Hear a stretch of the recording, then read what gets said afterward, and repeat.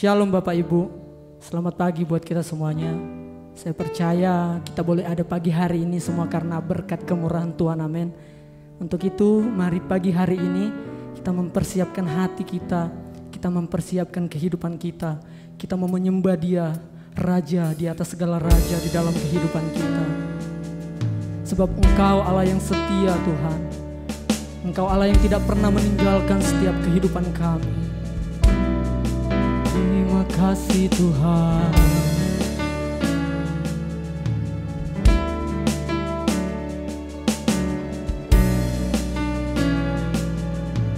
Mari naikkan pujian ini bersama-sama. Bapa Kau setia, takkan meninggalkan, dan ku percaya Engkau milikku dan ku milikmu. Kerinduanku tinggikan namamu, karena ku tahu Engkau dalamku dan ku dalammu. Buah hatiku seputih hatimu, setulus salibmu, kasihmu Tuhan. Biar mataku seperti matamu, pancarkan kasihmu, ku menjadi sepertimu Tuhan, sepertimu. Terima kasih Tuhan. Kami mau nyatakan bahwa Engkau yang terbaik dalam hidup kami, Engkau yang setia dalam hidup kami. Bapa Kau setia, amin, takkan meninggalkan, dan ku percaya Engkau milikku dan ku milikmu. Kerinduanku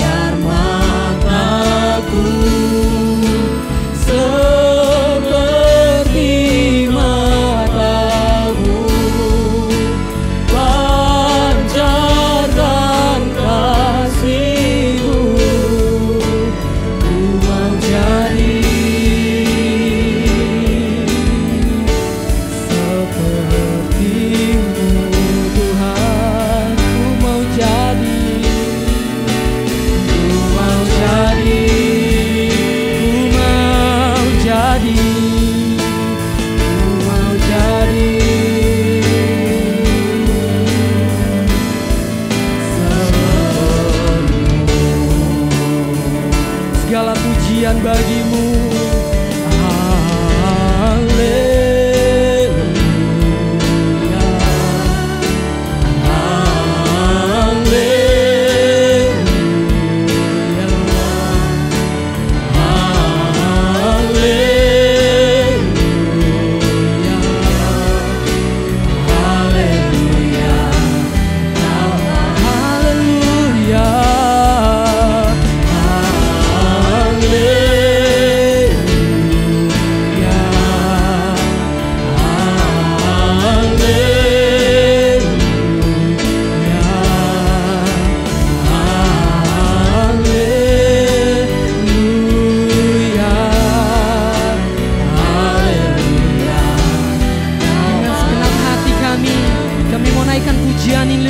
Ya Tuhan, oh haleluya,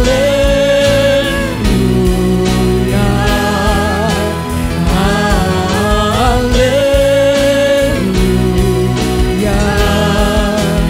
haleluya,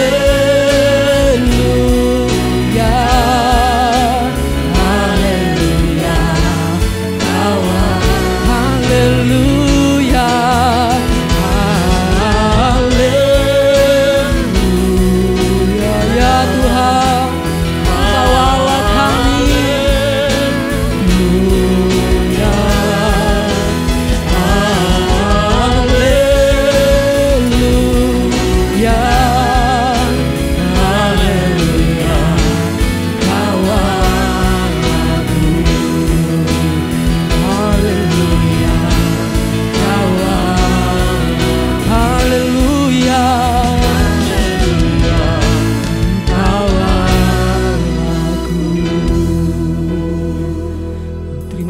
Tuhan, terima kasih Yesus. Engkau Allah kami, Engkau Allah yang hidup, Engkau Allah yang setia, Engkau Allah yang selalu bersama dengan kami Tuhan.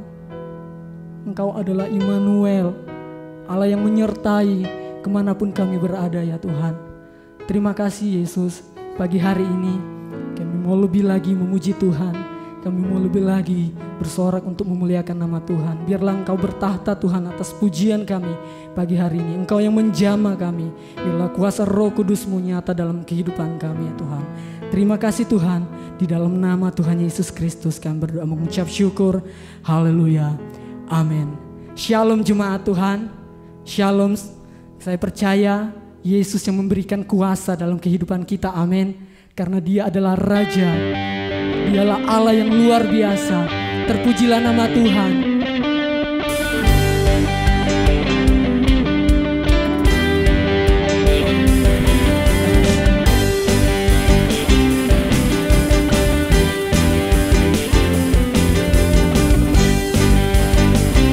Mari naikkan pujian ini bersama-sama. Katakan, ku diberi kuasa dari Raja mulia. Amin. Menaklukkan musuh di bawah kakiku. Yes Tuhan. Ku pakai kuasa dari Raja mulia. Bila Allah ada bersamaku, siapa jadi lawanku? Sungguh besar Kau Tuhanku, Engkau beri saya hidupku. Ku berdiri dengan iman dalam Yesus Tuhan. Kau yang memberi kemenangan, ku bersorak merayakan. Terpujilah Engkau Raja segala raja. Terpujilah Engkau Tuhan, sebab Engkau Raja di atas segala raja. Haleluya.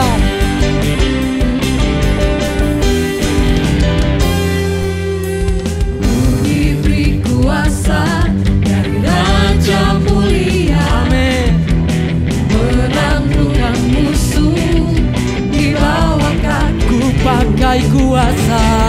Pakai kuasa dari Raja mulia. Bila Allah ada bersamaku, siapa jadi lawanku? Sungguh besar Kau Tuhanku, Engkau beri saya hidupku. Ku berdiri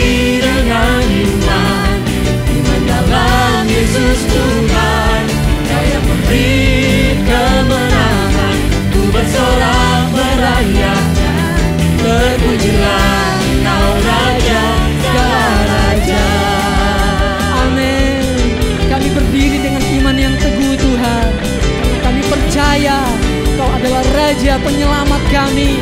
Haleluya. Besar Kau Tuhanku, Engkau perisai hidupku.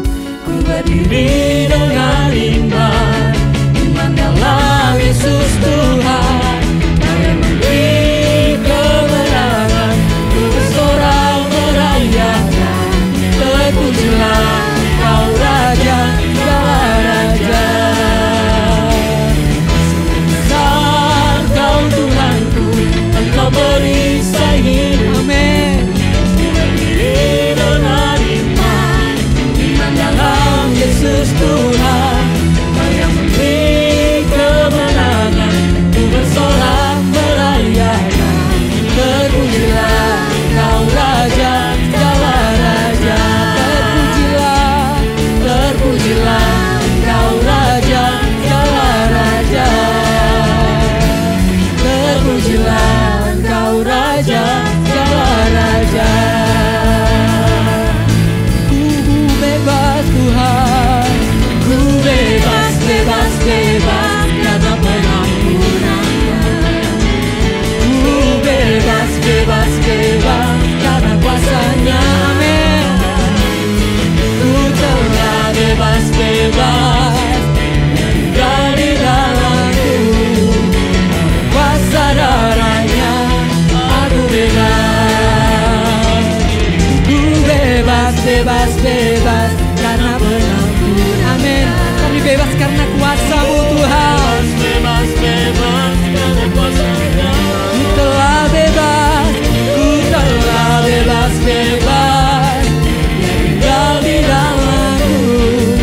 Oleh kuasa darah-Nya aku bebas. Oleh kuasa darah-Nya, kuasa darah-Nya aku bebas. Haleluya. Oleh kuasa darah-Mu kami bebas Tuhan. Berikan suara-suara yang mulia buat Tuhan kita. Terima kasih Tuhan. Terima kasih Yesus, benar bahwa oleh karena kuasa darah-Mu kami bebas Tuhan. Karena pengampunan-Mu kami bebas. Dan kami percaya janji-Mu nyata dalam kehidupan kami ya Tuhan. Firman-Mu yang menguatkan kami, Firman-Mu yang membuat kami tetap bertahan di tengah pencobaan yang sedang terjadi Tuhan. Haleluya Yesus.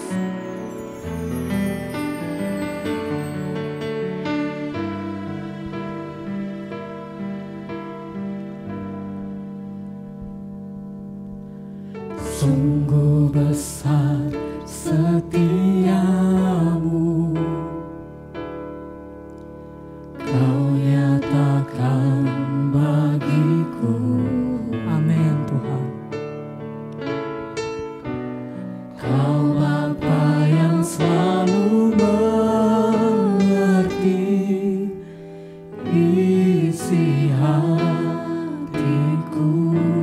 Sebab kemuliaan-Mu Kau janjikan Tuhan. Kemuliaan-Mu Kau janjikan. Aku tetap percaya.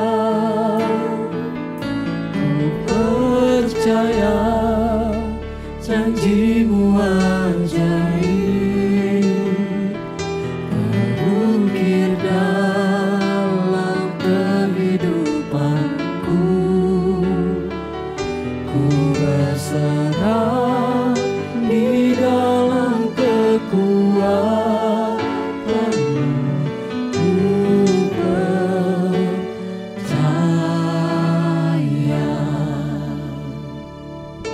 Sungguh besar setia-Mu dalam hidup kami ya Tuhan.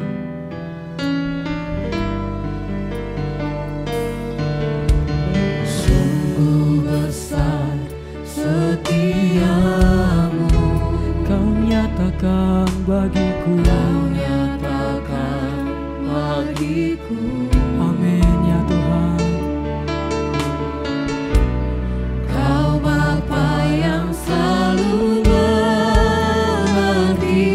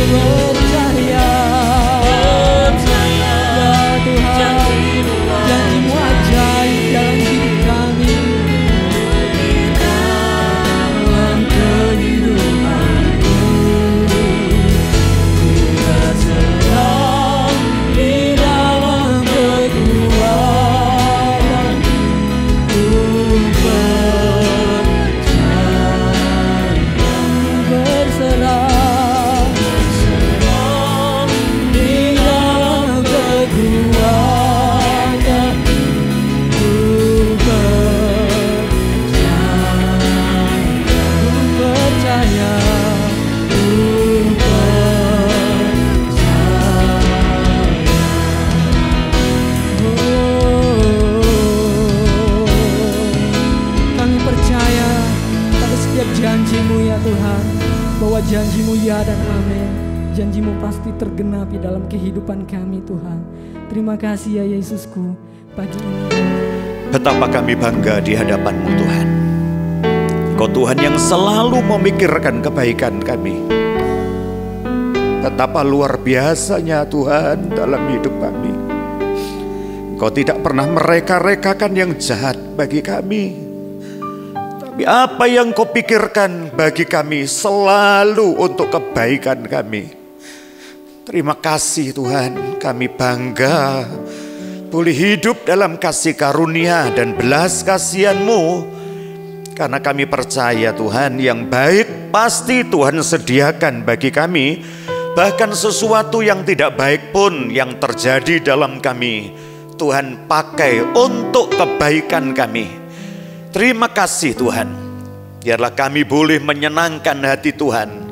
Kami boleh berpikiran baik tentang Tuhan. Kami boleh mempersembahkan yang terbaik bagi Tuhan. Dan kami boleh hidup baik untuk kemuliaan Tuhan. Terima kasih Bapa di surga untuk kehadiran-Mu, untuk urapan-Mu bagi hamba-Mu yang menyampaikan firman. Bahkan urapan yang sama juga Tuhan sudah berikan kepada kami umat-Mu, untuk kami mengerti, untuk kami sanggup melakukan firman-Mu. Dan kami percaya waktu kami melakukan firman Tuhan, maka kebaikan demi kebaikan Tuhan akan lebih terlaksana di dalam hidup kami.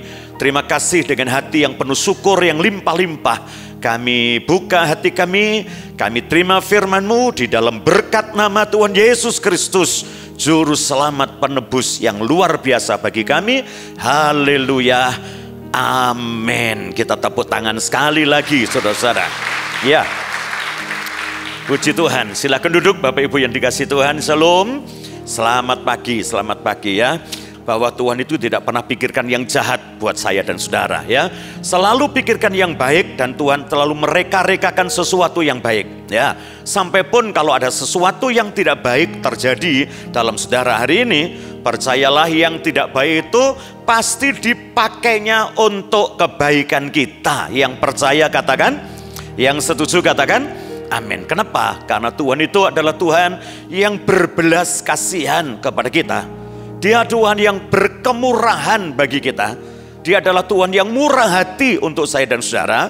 Sebab itu kita akan melihat sebuah kata yang harus kita renungkan hari ini tentang kemurahan hati. Coba kita buka sama-sama di dalam kitab Injil Matius, saudara-saudara, pasal yang kelima ayat yang ke-7. Matius pasal 5 ayat 7. Ini ayat yang terkenal sekali ya. Mari kita renungkan kembali pada pagi hari ini. Silakan. Matius 5 ayat yang 7. Ya. Berbahagialah orang yang murah hatinya, karena mereka akan beroleh kemurahan. Ya. Berbahagialah orang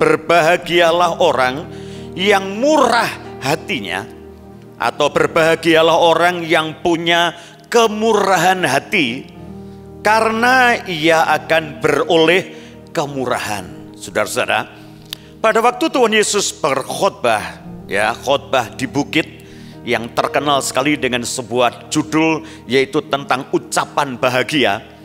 Diberkatilah orang yang bermurah hati, diberkatilah orang yang punya sikap murah hati.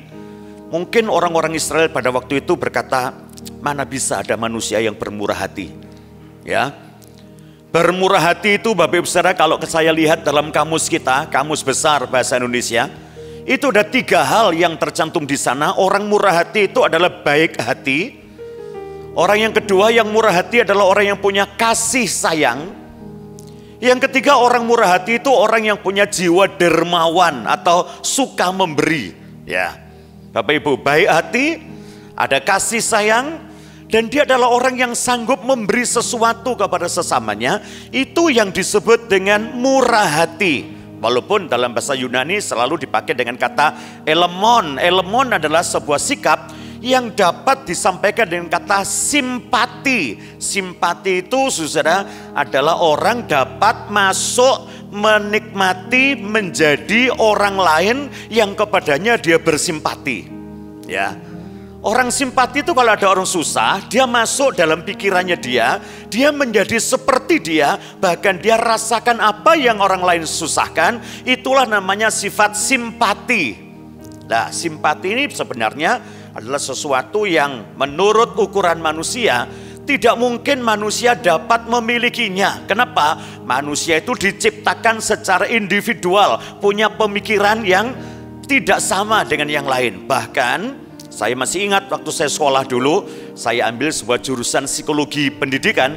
Di sana dikatakan bahwa orang yang melakukan konseling, orang yang melakukan proses konseling jadi seorang konselor, dilarang untuk menjadi orang yang bersimpati, tapi cukup untuk empati. Ya, empati itu lain dengan simpati. Empati itu Bapak Ibu Saudara, saya melayani konseling dengan orang susah, tapi saya tidak boleh masuk dalam kesusahannya. Ya, itu sebuah dasar konselor. Kenapa? Kalau saya masuk dalam kesusahannya dia, nanti dia konseling sama saya ikut kesusahannya dia, lalu dia datang lagi kepada saya masuk lagi dalamnya, lalu dia nyusul berikutnya, saya akan merasakan kesusahan 4 orang ini, dan saya tidak punya sebuah pribadi seorang konselor. Kenapa? Saya hanya boleh mendengar, saya hanya boleh menyampaikan sesuatu, saya boleh mengidentifikasi masalahnya dia, tapi keputusan menyelesaikan masalah itu tetap ada padanya. Ya, sehingga saya berkata, kalau saya pulang dari sekolah, saya pulang dari memberikan sebuah konseling, saya terbebas. Susahmu ya tetap susahmu, aku tetap tidak susah. Kenapa? Saya kan juga sebagai seorang konselor. Tapi simpati, Elemon tidak seperti itu. Simpati ini adalah satu kali kalau dia susah, sepertinya saya harus masuk dalam kesusahannya. Saya merasakan bagaimana susahnya dia, sampai-sampai saya tidak akan berbuat apapun juga kecuali untuk kebaikannya, yaitu yang namanya kasih agape. Agape adalah kasih yang berkata, aku tidak akan melakukan apa-apa baginya kecuali untuk kebaikannya. Nah, sifat ini sebenarnya bukanlah sifat dasar seorang manusia. Ya. Kalau saudara-saudara perhatikan sama-sama, diberkatilah orang yang bermurah hati karena dia akan dapat kemurahan. Bukankah ini bukan sifat manusia? Kalau manusia tidak punya sifat kasih, belas kasihan, atau orang tidak punya sifat kemurahan hati, lalu khotbah ini untuk apa? Karena di situ dikatakan berbahagialah orang, berbahagialah manusia yang punya kemurahan hati. Padahal manusia itu pada dasarnya tidak punya sebuah sikap yang namanya kemurahan hati. Nah, khotbah ini untuk apa? Kemurahan hati adalah sebuah sikap. Kemurahan hati adalah satu keadaan yang hanya dimiliki oleh Tuhan. Karena Bapak Ibu, kalau kita melihat dalam kitab Mazmur 104, nanti Bapak Ibu baca di rumah saja ya, karena waktunya kita tidak banyak. Pada waktu kita membaca kitab Mazmur 104, coba kita baca satu ayat saja ya, misalnya ayat yang ke-14. Misalnya satu ayat saja, nanti baca semua Mazmur 104 ya. Sekarang kita baca 104 ayat 14 saja, salah satu contoh. Mazmur 104 ayat 14. Ya. Engkau yang menumbuhkan rumput bagi hewan. Engkau yang menumbuhkan rumput, dan rumput itu untuk hewan. Terus. Dan tumbuh-tumbuhan untuk diusahakan manusia. Dan engkau yang menumbuhkan tumbuh-tumbuhan supaya diusahakan oleh manusia. Ini adalah satu sikap, sifat yang disebut dengan kemurahan atau murah hati. Engkau yang menumbuhkan rumput untuk hewan. Nah, Bapak Ibu Saudara, sebagai manusia kita bisa pikir, jasa apa yang hewan punya itu untuk Tuhan? Halo? Tuhan menumbuhkan rumput untuk siapa Bapak Ibu? Hewan. Loh, terus hewan itu lo punya jasa apa kepada Tuhan? Kecuali anak sekolah minggu yang tahu bahwa hewan itu berjasa, hewan bisa puji Tuhan ya. Yang namanya kambing embe-embe, yuk sama-sama. Kucing meong-meong, kata teot-teblung, teot-teblung. Tetapi anak Tuhan selalu bergembira, pujilah, haleluya. Kita lihat ada kata tetapi loh dalam nyanyian sekolah minggu itu. Kambing embe-embe, kucing meong-meong, kata teot-teblung. Tetapi, berarti kan tidak sama dengan itu. Halo?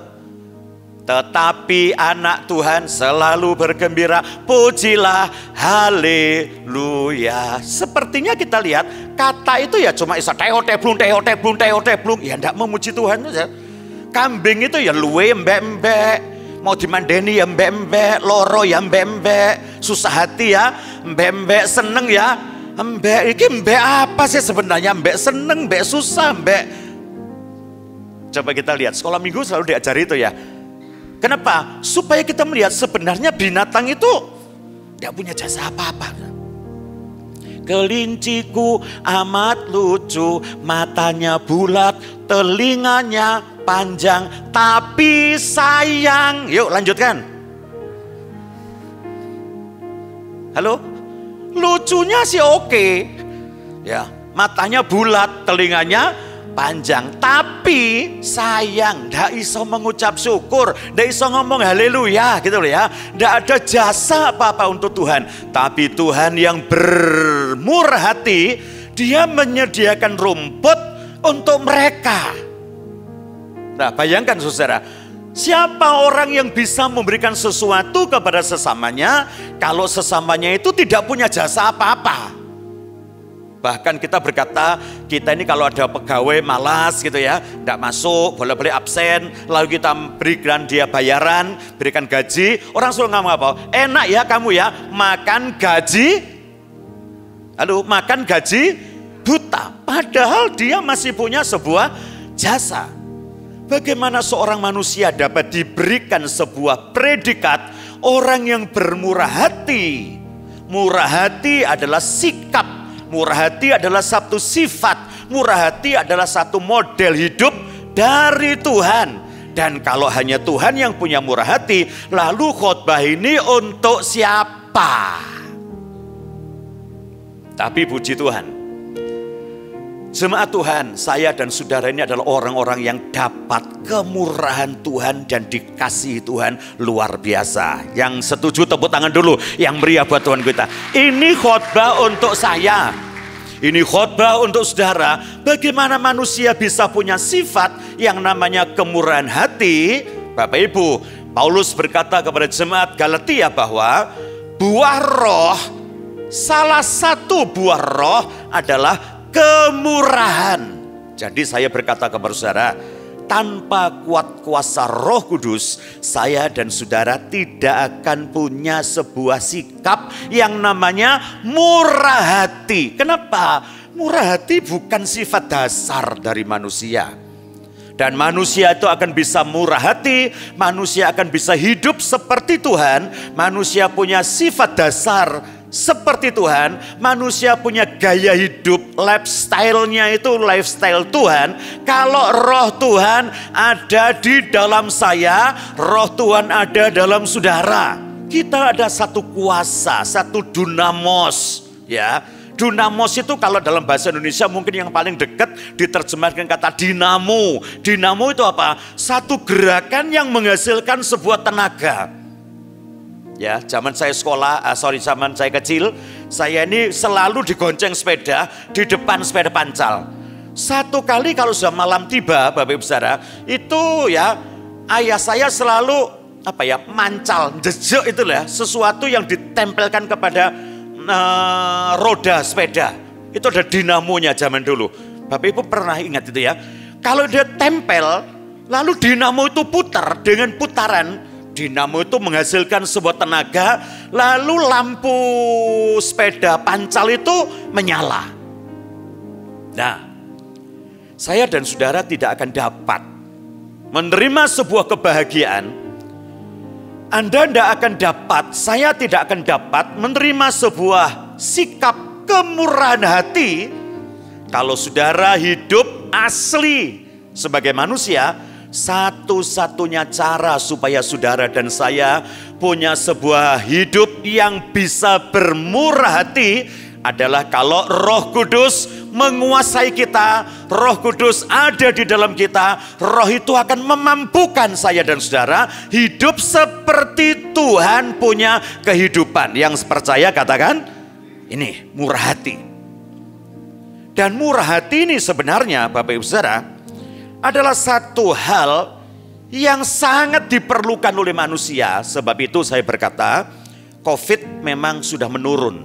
Ya, sampai hari ini Bapak Ibu Saudara di Malang sudah tidak ada lagi pasien COVID-19. Ya, tapi perhatikan Bapak Ibu Saudara, tetangga kita masih besar. Singapura masih besar, Eropa sekarang merajalela juga. Apakah yang terjadi? Saya tetap katakan kepada saudara, kita bersyukur, kita berdoa terus untuk Indonesia. Tapi kita tak lupa juga untuk menjaga protokol kesehatan. Betul kan Bapak Ibu Saudara? Tapi lebih dari itu sebenarnya, kalau saya melihat Tuhan izinkan sesuatu terjadi dalam dunia, tidak pernah Dia izinkan suatu perkara tanpa tujuan untuk kebaikan kita. Ya. Secara negatif memang kita melihat adanya COVID-19, adanya pandemi, hanya menyusahkan saya dan saudara, membuat kita stres. Tapi sebenarnya kalau kita mau lihat sebentar, sedikit saja, COVID-19 ini dipakai oleh Tuhan untuk ngajari kita. Ngajari apa? Untuk menuju kepada sebuah sikap yang disebut dengan kemurahan hati. Manusia itu untuk nolong orang itu sangat susah. Dan pada waktu COVID ini melanda kota kita sebenarnya juga dilanda dengan sebuah pengajaran. Ayo kita bermurah hati, ayo kita menolong orang, walaupun orang itu tidak punya jasa. Ya, saya punya sebuah orang teman di Surabaya, dia kena ya COVID-19, dia positif, ya dengan CT yang cukup ya membahayakan. Rumah sakit penuh, seluruh keluarga kena, sampai yang luput cuma hanya bayi saja berumur berapa itu? 4 bulan ya.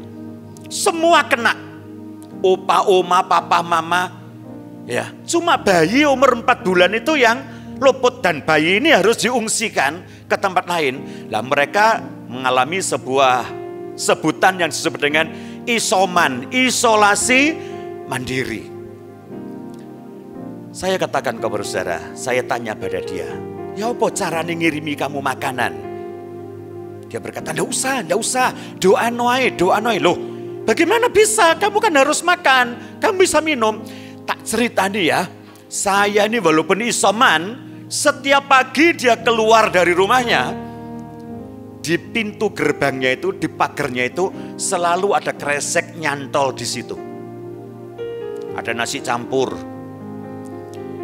halo, ada nasi kuning, ada nanas katanya dia, ada buah-buahan, ada vitamin. Lalu dia nikmati sepanjang hari. Besoknya dia keluar lagi, ada cantolan lagi tanpa ada nama, tanpa tahu dari siapa. Yang jelas itu adalah orang-orang yang mulai bermurah hati kepada dia dan mau memberikan sesuatu kepadanya, sampai-sampai dia menangis dan berkata, siapa aku ini Tuhan? Dia sadar, dia berkata apa? Aku ini jarang memberikan kepada orang. Aku tidak pernah bermurah hati kepada orang. Aku tidak pernah mengulurkan tangan. Tapi Tuhan itu luar biasa. Dia bisa membuat saya menerima sesuatu yang lain dikala saya tidak bisa mengupayakannya. Bukan dia tidak punya uang loh, dia punya. Mau kepada siapa dia beli makanan. Dan sampailah pada waktu itu dia diajari, 15 hari kemudian dinyatakan negatif, dia sembuh, keluarganya semua dikumpulkan. Barulah dia menyadari betapa pentingnya orang punya sikap bermurah hati. Itu COVID-19. Sak jahat-jahatnya penyakit, itu masih ada satu efek baik kalau Tuhan izinkan terjadi di dunia ini. Amin. Halo, amin. Bagaimana bisa? Kalau saudara melihat satu sikap murah hati, kita baca Amsal Soleman pasal yang ke-11 ayat 17. Coba kita lihat sebentar ya. Amsal Soleman pasal yang ke-17, pasal 11 ayat 17. Mari. Amsal 11 ayat 17. Ya. Orang yang murah hati Orang yang murah hati, sebentar, kata itu betul ya. Manusia yang murah hati, walaupun manusia tidak mungkin untuk bermurah hati kalau bukan Tuhan yang menggerakkannya. Kalau bukan Roh Kudus yang memberikan sebuah sikap itu. Dan orang yang dapat bermurah hati, orang yang murah hati, terus berbuat baik kepada diri sendiri. Dia berbuat baik kepada diri sendiri. Loh, kok bulet sih Pak firman ini ya? Katanya orang bermurah hati itu menolong orang. Tapi Amsal berkata dengan kata bijak, Salomo menyampaikannya, orang yang bermurah hati itu dia berbuat baik bukan kepada orang lain loh Bapak Ibu Saudara. Dia berbuat baik kepada dirinya sendiri. Terus, tetapi orang yang kejam tidak punya kemurahan, mentoloan, terus menyiksa badannya sendiri. Dia menyiksa badannya sendiri. Wih. Saya pernah dapat kiriman di WA sebuah gambar yang bagus. Ada gambar pengemis duduk di depan satu toko, lalu di sebelahnya itu ada tempat untuk orang memberikan derma gitu ya, memberikan pemberian. Tapi pada waktu dia duduk di sebelahnya itu, di depannya itu ada cermin panjang. Ya, ada cermin panjang. Wah, saya diberkati loh dengan gambar itu. Jadi orang ini mengemis, tapi tempatnya dia terima uang itu kayak keranjang kecil, tidak di depannya, di sebelah kanannya, dan di sebelah dia persis ada cermin yang tinggi, panjang. Apakah yang bisa dibaca di sana? Setiap orang yang memberikan sesuatu kepada pengemis ini, sebenarnya dia sedang berhadapan dengan sebuah cermin, dan di dalam cermin itulah ada gambar dirinya. Kalau dia memberi kepada orang miskin, dia hanya punya sebuah pertimbangan. Kamu punya jasa apa? Lu ini sapa, gua sapa. Sopo siro, sopo ingsun. Lah kon iki sopo? Coba kita lihat saudara. Tapi waktu orang itu memberi sesuatu, walaupun kepada yang ngemis ini, dia sedang berhadapan dengan sebuah gambar, dan gambar itu adalah dirinya. Dan apapun yang dilakukannya, dia sedang melakukan untuk dirinya. Sebab itu Alkitab berkata, orang yang bermurah hati itu berbuat baik bukan kepada sesama. Orang murah hati itu berbuat baik kepada dirinya. Yang percaya katakan, saudara-saudara, kasihilah dirimu. Ayo kita berbuat baik kepada diri kita. Pandemi bukan hanya sesuatu yang menakut-nakuti. Pandemi bukan sesuatu sumber stres. Tapi pandemi biar dipakai oleh Tuhan sebuah sarana untuk ngajari saya, untuk ngajari saudara. Ayo kita mengasihi diri kita. Kasihilah sesamamu manusia seperti dirimu sendiri. Bagaimana kita bisa ngasih orang kalau kita tidak bisa mengasihi diri? Dan salah satu cara mengasihi diri sendiri dengan memberikan kemurahan hati untuk sesama kita. Kita tepuk tangan dulu yang meriah untuk Amsal yang bijak ini, saudara.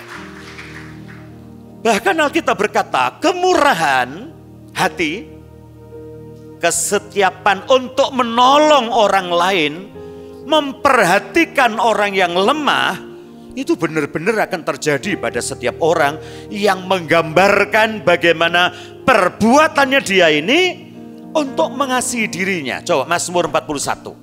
Mazmur 41 ayat 1 sampai dengan ayat 4. Perhatikan, ini ayat terkenal. Biasanya kita dibacakan itu pada waktu kita sakit gitu ya. Coba kita lihat ya, Mazmur 41 ayat 1 sampai 4. Mazmur 41 ayat yang pertama. Ya. Untuk pemimpin biduan Mazmur Daud. Ya. Berbahagialah orang yang memperhatikan orang lemah. Berbahagialah orang.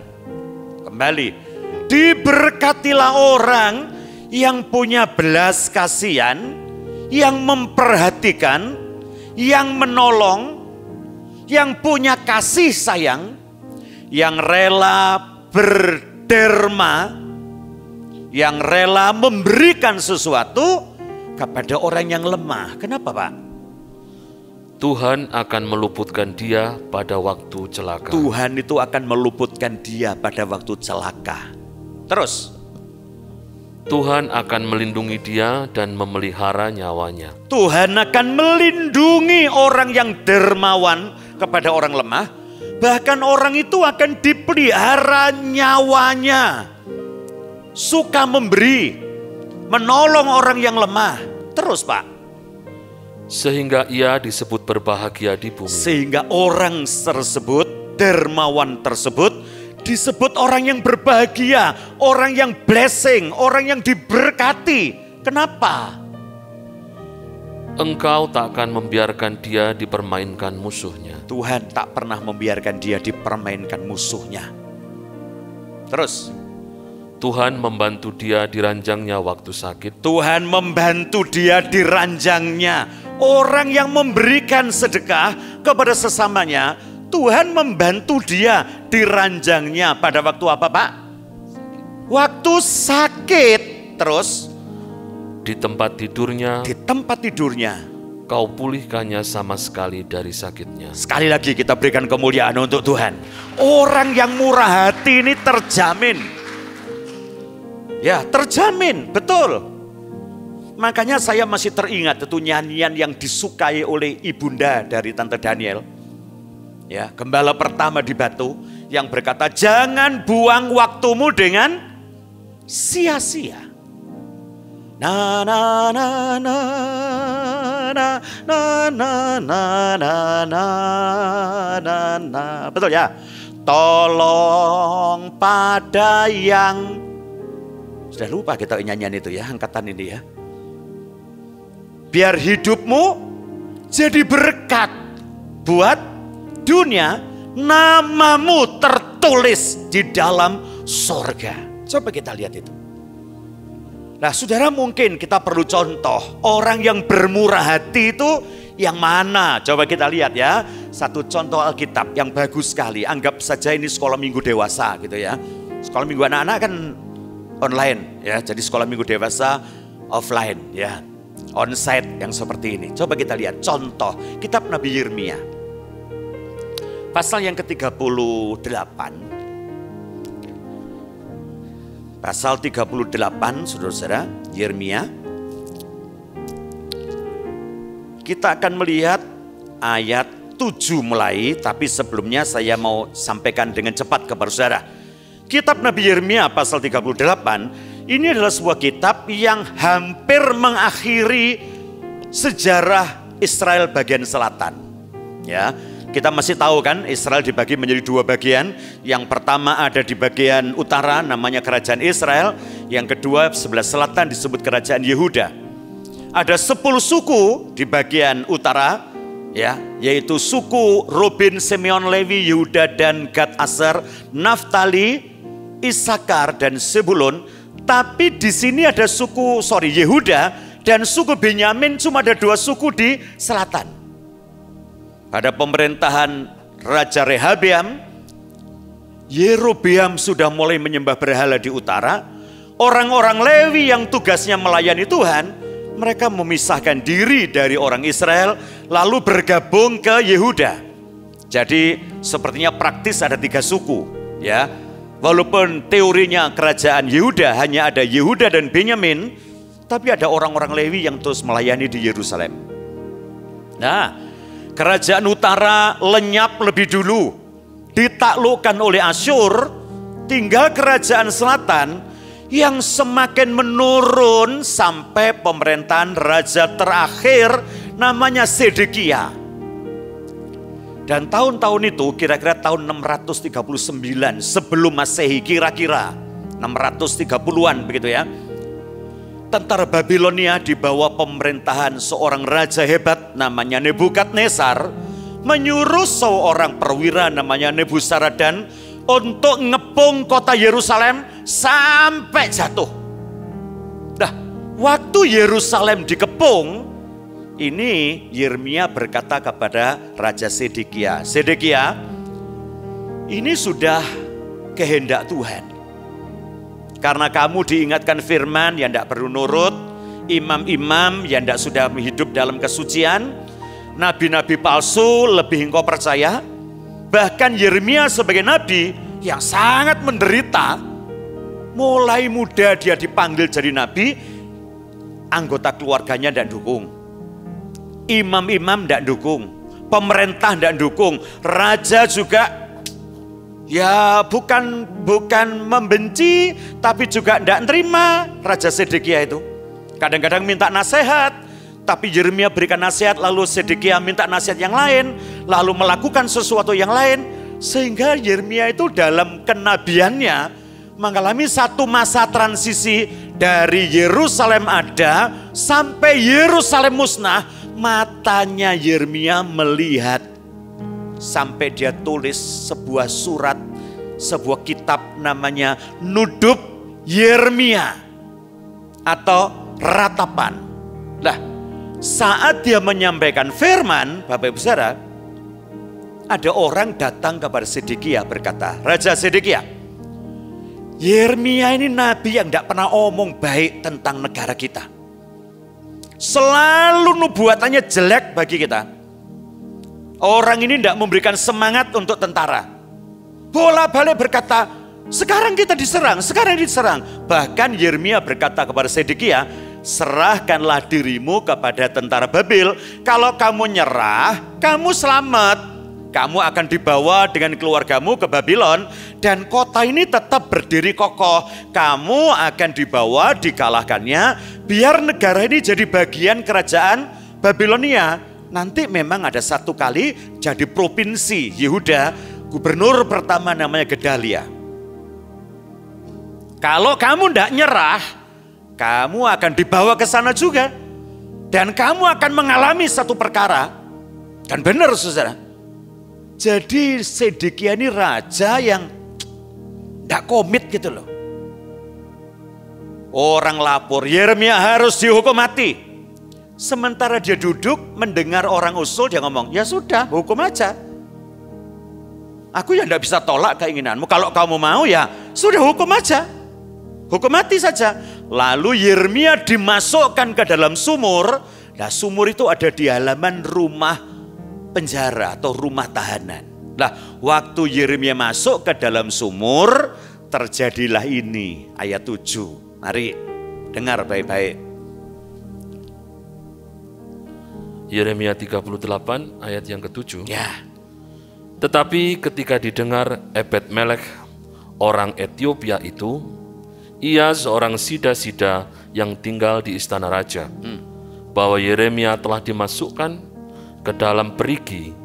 Pada waktu itu raja sedang duduk di pintu gerbang Benyamin. Terus, maka keluarlah Ebed-Melek dari istana raja itu, lalu berkata kepada raja, ya tuanku raja, perbuatan orang-orang ini jahat dalam segala apa yang mereka lakukan terhadap Nabi Yeremia, yakni memasukkan dia ke dalam perigi. Ia akan mati kelaparan di tempat itu, sebab tidak ada lagi roti di kota. Lalu raja memberi perintah kepada Ebed-Melek. Apa perintahnya? Orang Ethiopia itu katanya, bawalah 3 orang dari sini dan angkatlah Nabi Yeremia dari perigi itu sebelum ia mati. Ebed-Melek membawa orang-orang itu dan masuk ke istana raja. Ya. Ke gudang pakaian di tempat berbendaharaan. Dari sana ia mengambil pakaian yang buruk-buruk dan pakaian yang robek-robek, lalu menurunkannya dengan tali kepada Yeremia di perigi itu. Berserulah Ebed-Melek orang Etiopia itu kepada Yeremia, "Taruhlah pakaian yang buruk-buruk dan robek-robek itu di bawah ketiakmu sebagai ganjal tali." Yeremia pun berbuat demikian. Kemudian mereka menarik dan mengangkat Yeremia dengan tali dari perigi itu. Demikianlah Yeremia tinggal di pelataran penjagaan itu. Cukup. Pada waktu Yeremia sudah ada di dalam sumur, ada seorang sida-sida. Seorang sida-sida itu namanya Ebed-Melek. Saya yakin saudara, kalau Ebed-Melek ini bukan nama sebenarnya. Kenapa?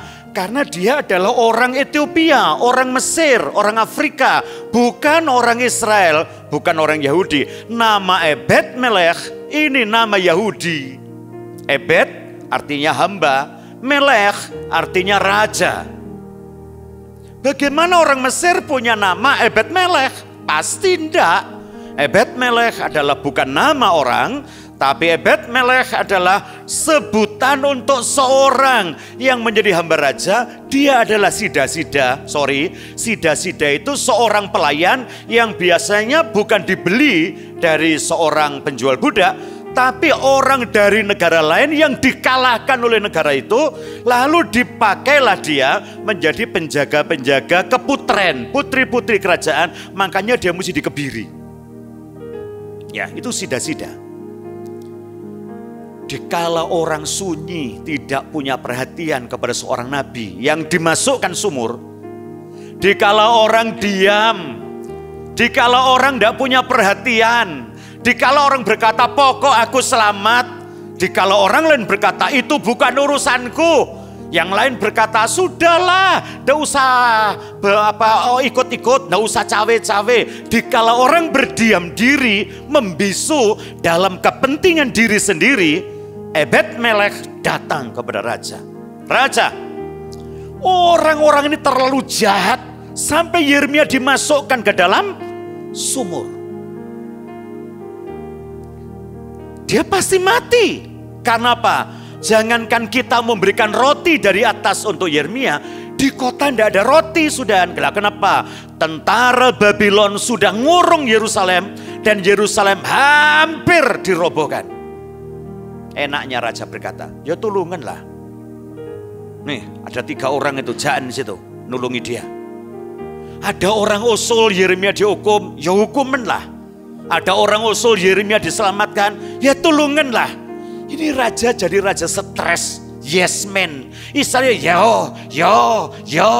geh. Tidak pernah ngerti apa yang dikatakannya. Itu modelnya orang stres. Halo? Orang stres itu jadi orang yang yes man. Manusia yes. Sakit gak waras-waras, minum kembang kenongo itu loh. Yo, diombe. Minum menyan itu dideplok, yo, diombe. Betul ya? Godong mangkokan, godong mangkok, godong piringan, oh iya godong piring. Ono godong pancian, wah panci. Kalau godong sotel, oh iya kabeh. Pokoknya usulnya orang semua di yes. Malam Jumat itu kungkum ndek got, kungkum saudara. Saya punya teman di Semarang sampai kungkum ndek got. Lah opo cik waras. Coba kita lihat.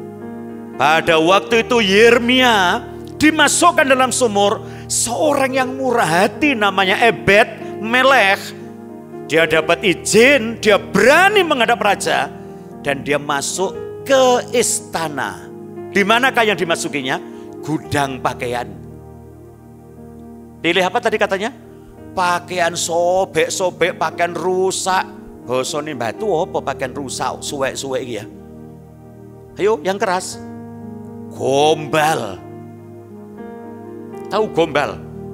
Gombal itu sesuatu yang sudah dipakai, menjijikkan. Saya punya cucu, punya guling itu ya, dari lahir sampai 2 tahun itu loh.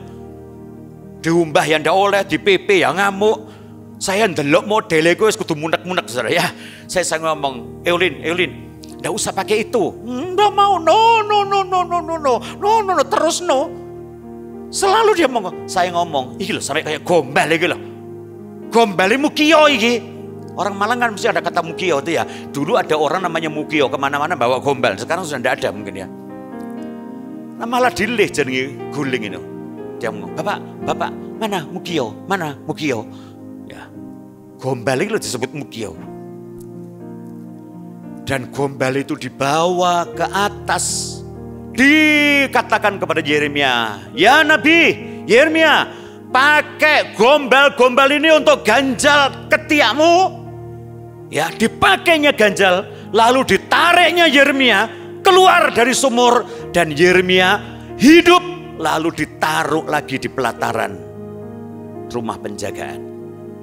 Sebenarnya untuk memberikan pertolongan, untuk menghidupkan orang yang hampir mati, Anda tidak perlu barang-barang yang mewah kok.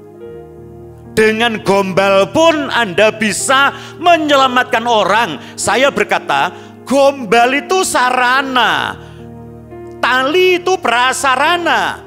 Tapi yang jelas yang membuat orang berbuat baik, orang punya hati yang penuh dengan kemurahan. Yang setuju katakan, jangan tunggu Anda kaya baru nolong orang. Sorry.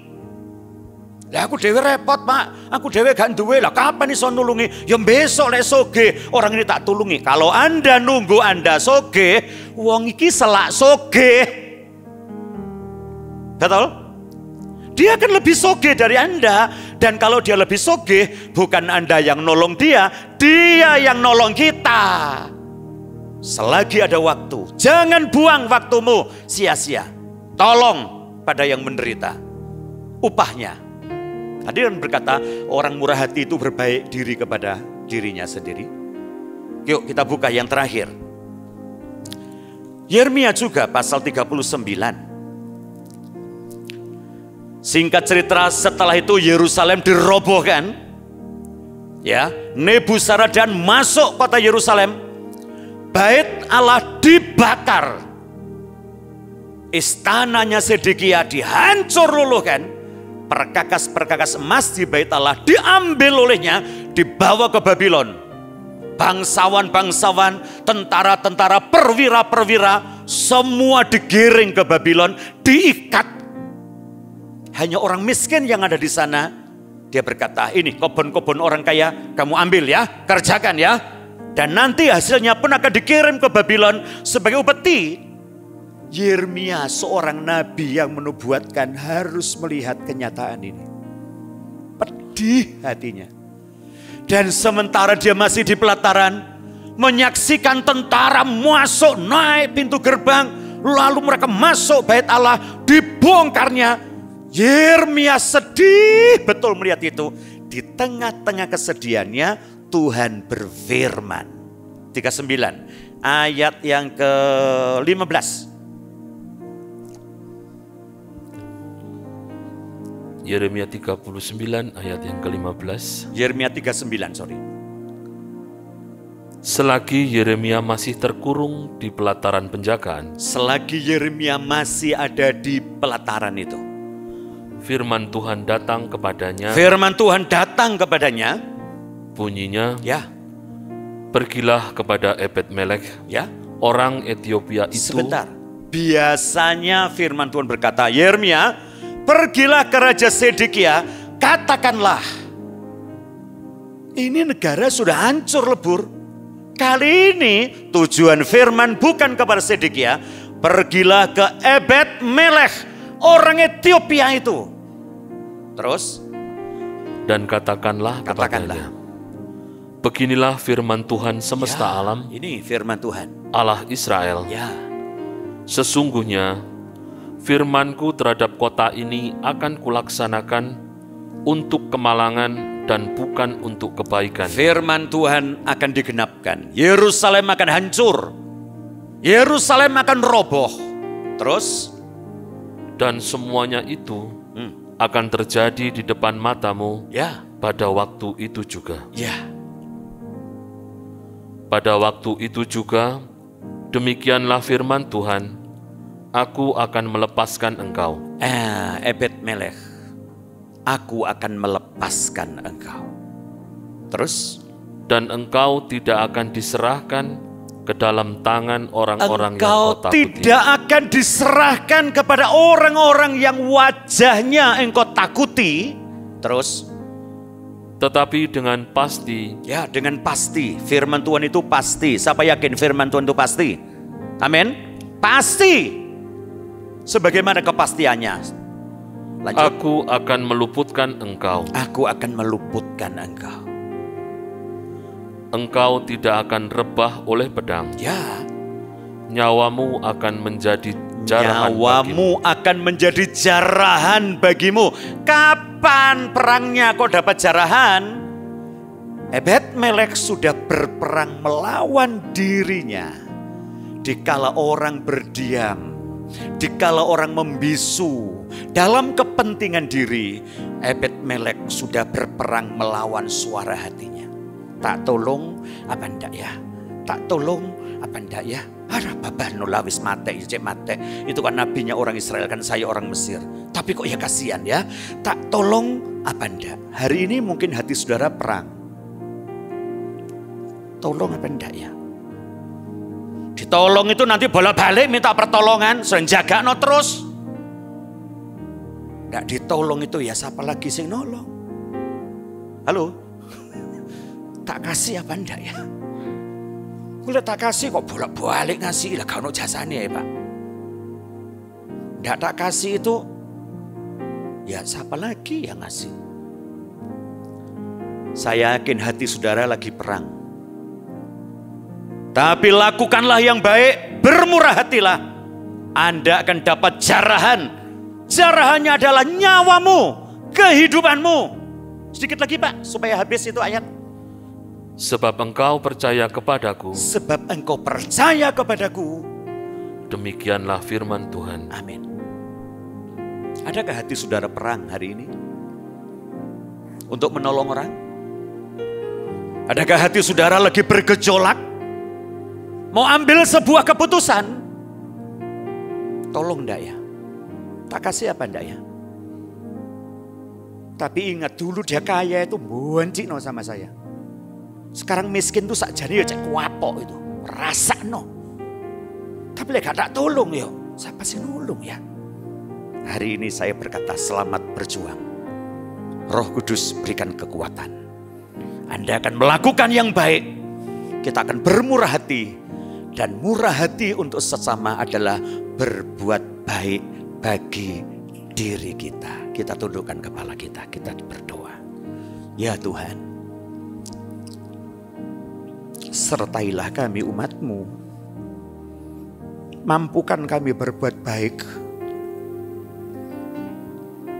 Sekalipun orang yang kami tolong, yang sedang kami pikirkan, yang sedang kami perjuangkan, adalah orang-orang yang pernah menyakiti hati kami Tuhan. Tidak ada jasa mereka buat kami. Tapi belas kasihan itu adalah sikap hati yang Tuhan punya.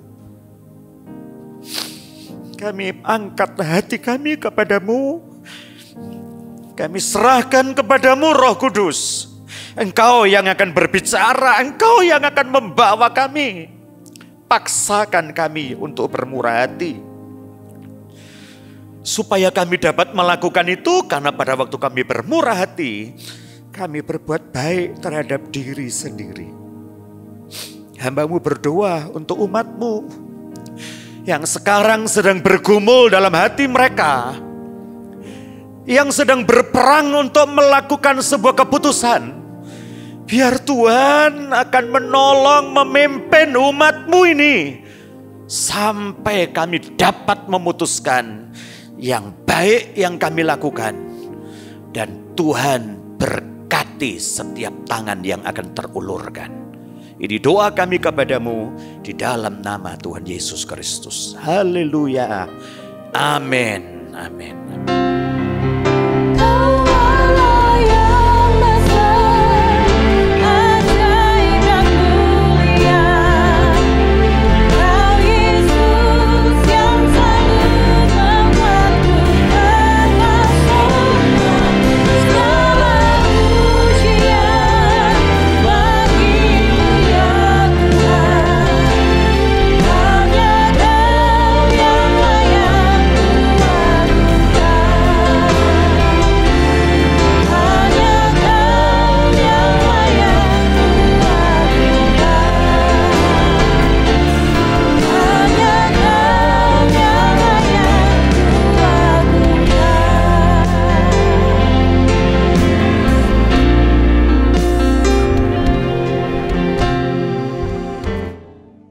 ya Tuhan, hadirat-Mu tetap menyertai mereka untuk memberkati setiap rumah tangga mereka, seluruh anggota keluarga mereka.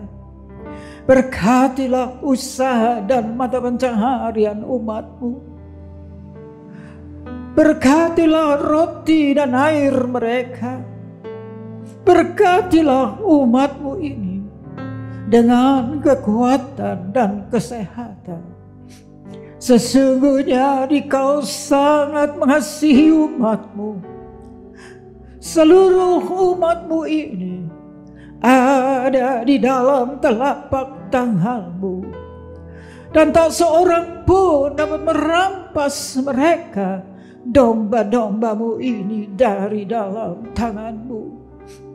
Hamba-Mu berdoa, bawalah seluruh sidang jemaat-Mu ini semakin hari semakin dekat kepadamu, semakin mengasihi Engkau ya Tuhan, sehingga mereka boleh tiba di puncak bukit kesucian-Mu dan memandang wajah-Mu yang indah.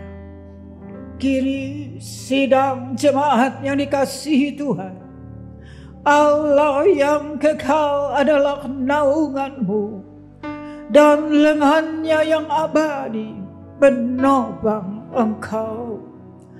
Tuhan memberkati Engkau dan melindungi Engkau. Tuhan menyinari Engkau dengan wajah-Nya, serta memberikan Engkau kasih karunia. Tuhan menghadapkan wajah-Nya kepadamu dan memberikan Engkau damai sejahtera di dalam berkat nama Tuhan Yesus Kristus.